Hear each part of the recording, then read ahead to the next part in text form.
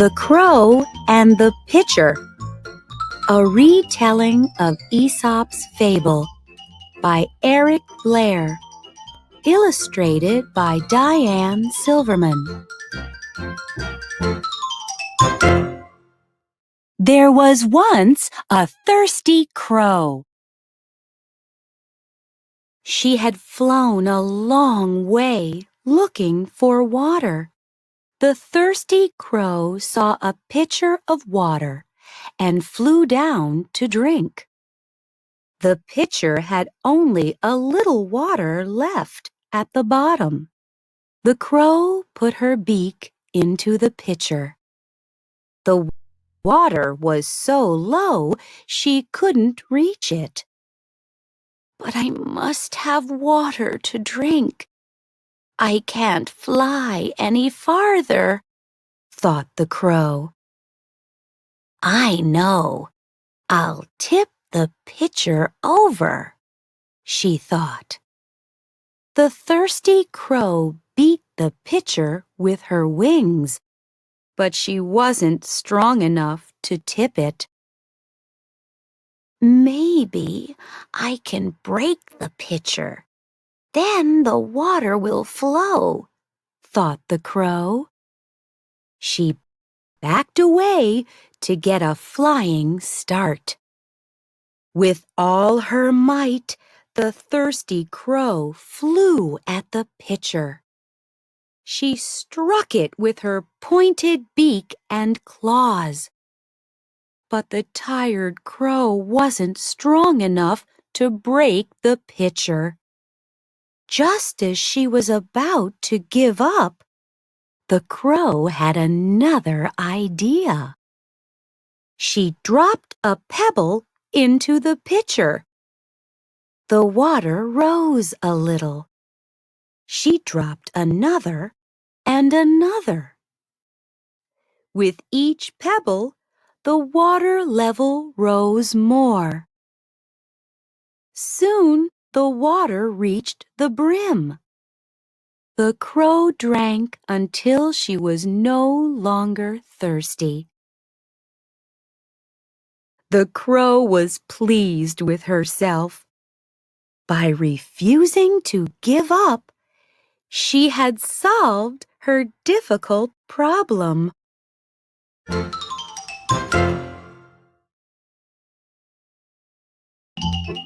The Fox and the Grapes, a retelling of Aesop's Fable by Mark White, illustrated by Sarah Rojo.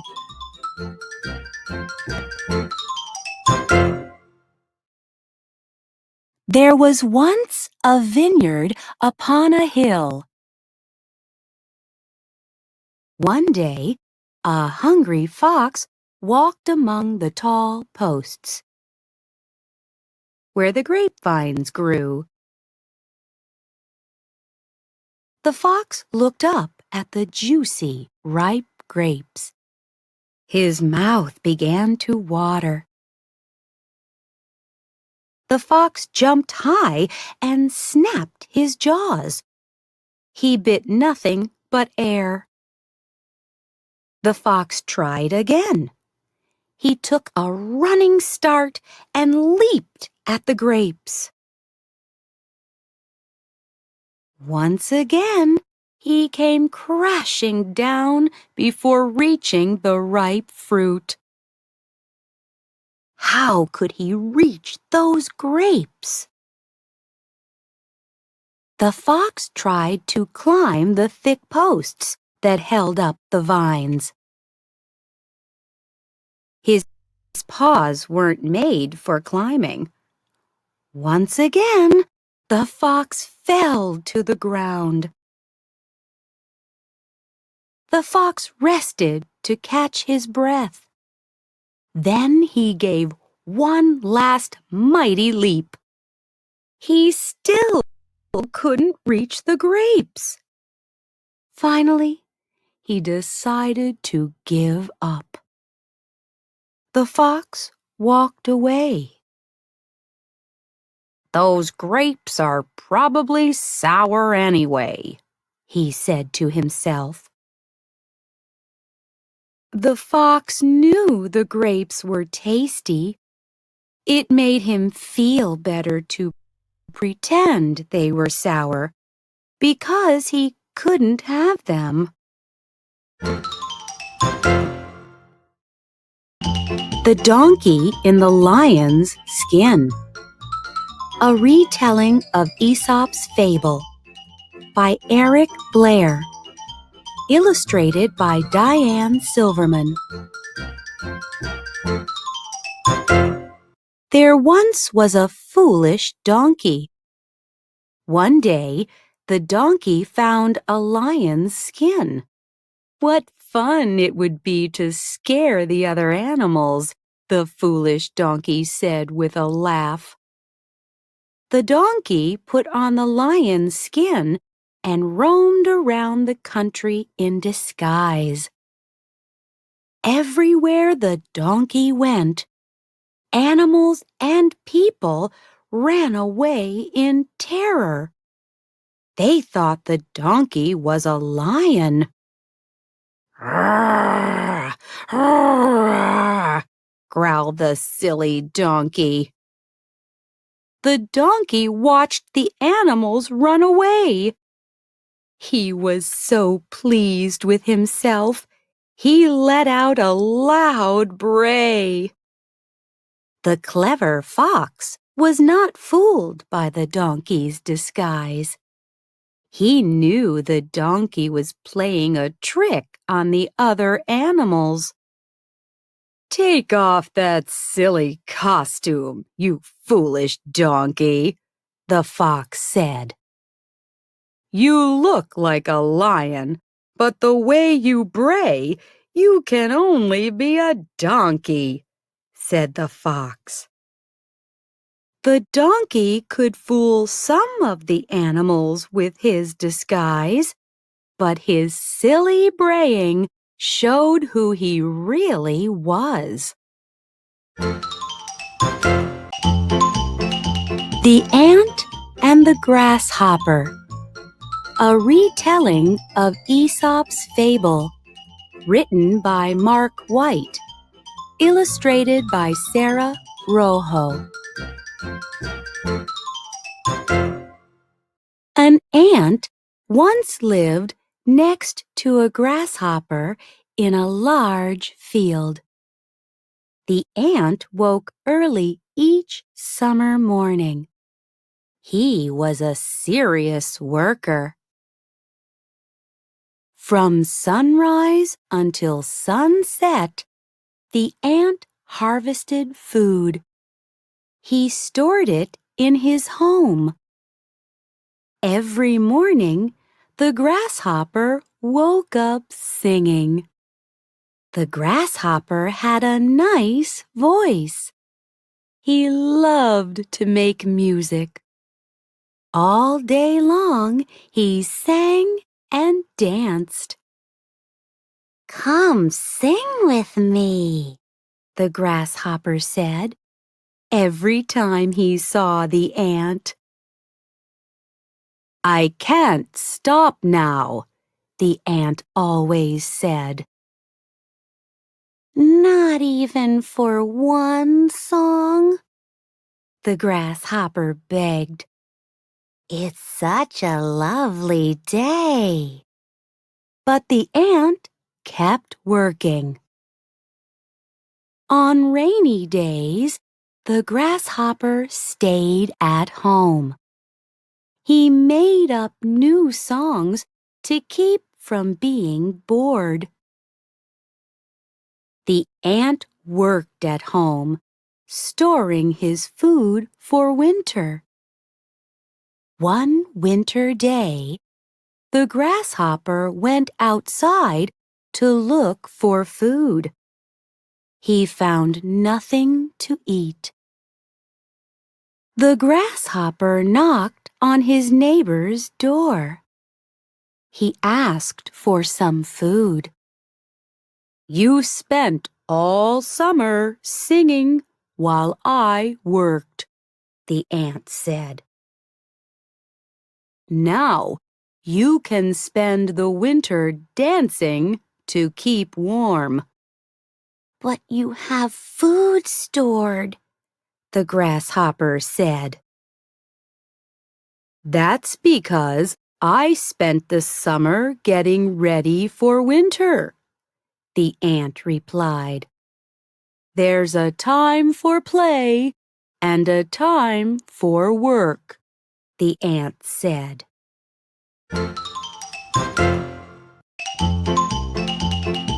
The Boy Who Cried Wolf, a retelling of Aesop's Fable by Eric Blair, illustrated by Diane Silverman. Once upon a time, there was a young shepherd boy. Every morning, the boy took his father's sheep to graze on a mountain pasture outside the village. All day he stayed in the lonely pasture with the sheep. One day, the boy was bored. He decided to play a joke on the villagers. He ran to the village and cried, "Wolf! Help! There is a wolf attacking my sheep!" The kind villagers left their work and came running to chase the wolf away. But it was a trick. The sheep were grazing peacefully. There was no wolf. The boy laughed. How easily he had fooled them. The boy played the same trick again and again. Each time, the villagers came running. Each time, there was no wolf.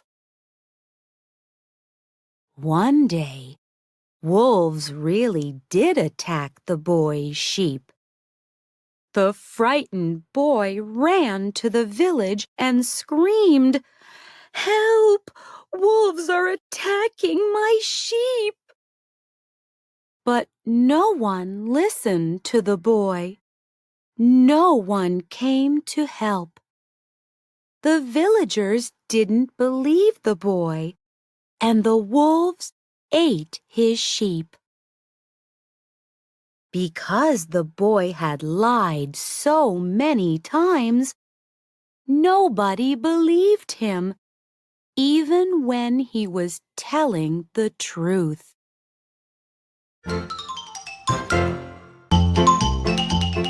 The Dog and the Wolf, a retelling of Aesop's Fable by Eric Blair, illustrated by Diane Silverman.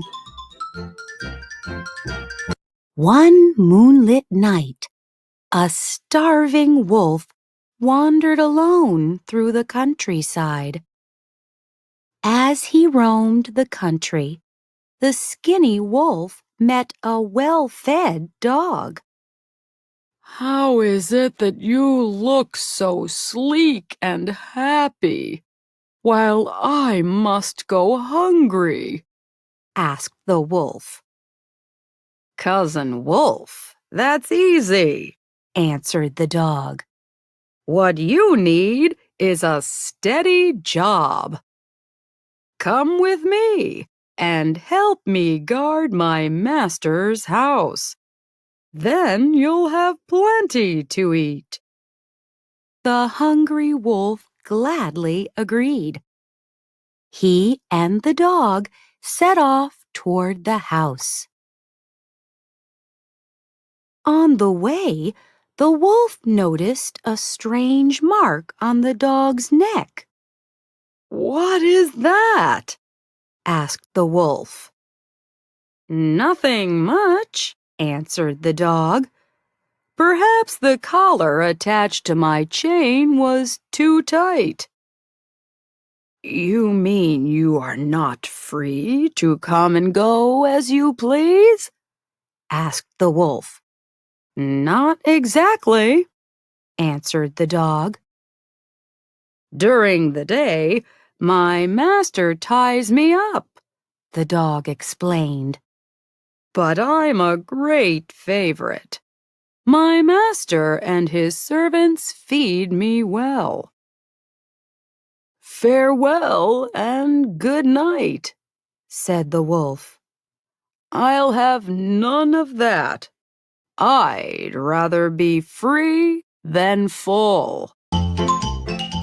The Goose That Laid the Golden Egg. A retelling of Aesop's Fable by Mark White. Illustrated by Sarah Rojo. There was once a very special goose. She looked like other geese. Her neck was long and slender. Her feathers were fluffy and white. Her beak and feet were orange. But she wasn't like the other geese. The eggs she laid were solid gold. The farmer was very excited when he found the first golden egg. He sold the pretty egg for a lot of money. The farmer had many geese. He collected all of the goose eggs every morning. Each day, the farmer found the special goose had laid one golden egg. The farmer sold the special eggs in town. Soon he was rich from selling the golden eggs. The farmer was greedy. He wanted to be richer. He wanted more than just one golden egg each day. The farmer tried to make the other geese lay golden eggs like the special goose did. He tried to make the special goose lay more than one egg each day, but nothing worked. The special goose still laid just one golden egg every morning. The other geese still laid their normal eggs. The farmer had one more idea. He decided to kill the goose. Then he could take all the special eggs at once. The farmer went to the barn and killed the goose. But inside, she was just like the other geese. The farmer sat down and cried. One golden egg each day had not been enough for him. Now he would have none.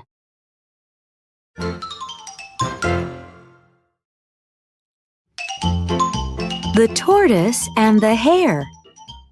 A retelling of Aesop's Fable by Mark White. Illustrated by Sarah Rojo.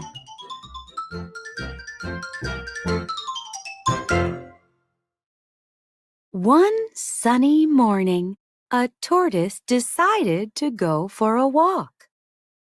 Not long after the tortoise set out, a hare passed him. Good morning, The hare said. I'm off to visit my sister. When the hare came back after his visit, he saw the tortoise again. The tortoise had not moved very far. Are you still way back here? The hare asked. You may run as fast as the wind, The tortoise said. but I bet I can beat you in a race. The next morning, the tortoise and the hare met and began their race. The tortoise dragged himself forward. The hare leaped and bounded toward the finish line. After a few minutes, the hare looked back over his shoulder. He could no longer see the tortoise. The hare laughed to himself. "This race will be so easy to win." Since he was so far ahead, the hare decided to stop and have a snack. He crunched on some wild carrots. He munched on some ripe red strawberries. There was still no sign of the tortoise. "It will take him forever to catch up to me," the hare said to himself. "I think I'll take a quick nap in the shade." The tortoise kept moving along.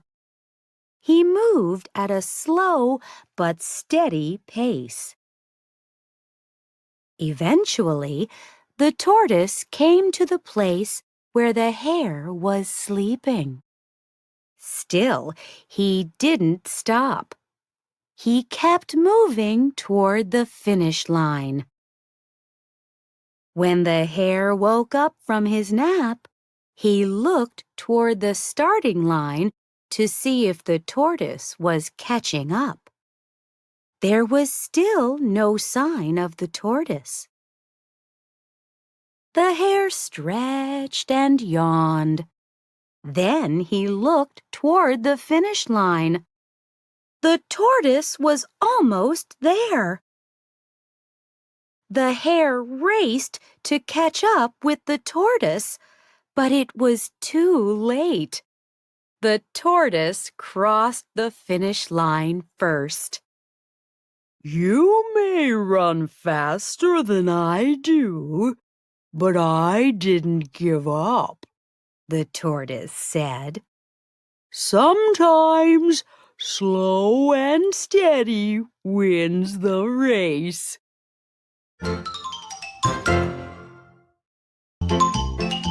The Lion and the Mouse, a retelling of Aesop's Fable, by Mark White, illustrated by Sarah Rojo.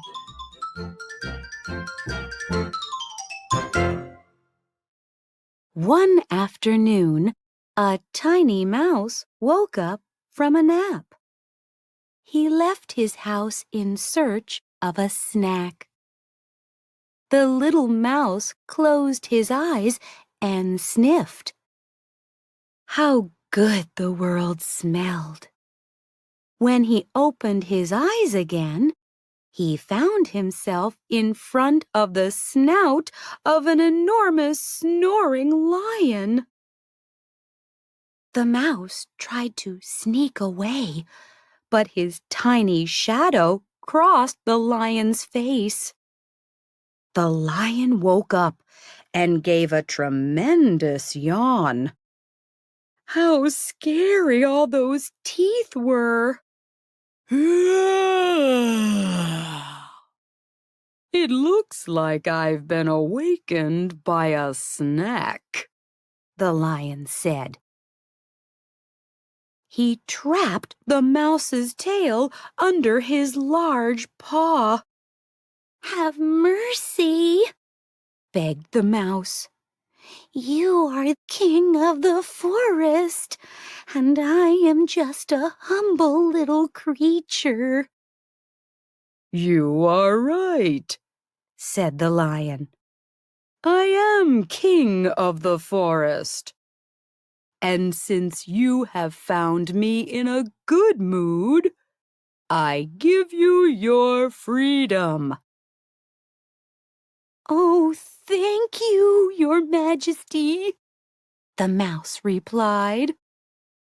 "And if one day you need my help, I will offer it with all my heart."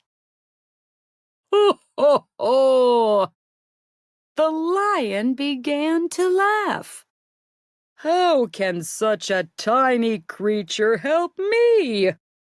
Can you help me to hunt? No, answered the mouse. Don't worry, little one. You have your freedom. You owe me nothing. The lion disappeared into the forest, but the mouse still could hear his laughter. The mouse soon smelled a delicious fruit and went back to his search for a snack. This time, the mouse kept his eyes open while he followed his nose. Then he heard a strange noise. The mouse went back along the path he had followed. He found the lion trapped in a net. "I'll help you," shouted the mouse. The lion barely could hear the mouse's tiny shouts. What can you do, little one? Asked the lion. It is better for you to run away before the hunters return and catch you too.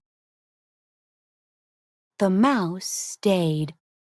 He climbed up into the tree and chewed at the net. His teeth were not as large as the lion's, but they were very sharp. In a short while, the lion leaped from the net. Free at last! You were right, my small friend, said the lion humbly. You were able to help me in my moment of need. I owe you my life. Don't worry, Your Majesty, said the mouse. You have your freedom. You owe me nothing. The king of the forest and his new friend disappeared into the trees together. You didn't think I could help you, the mouse said. But an act of kindness is never wasted.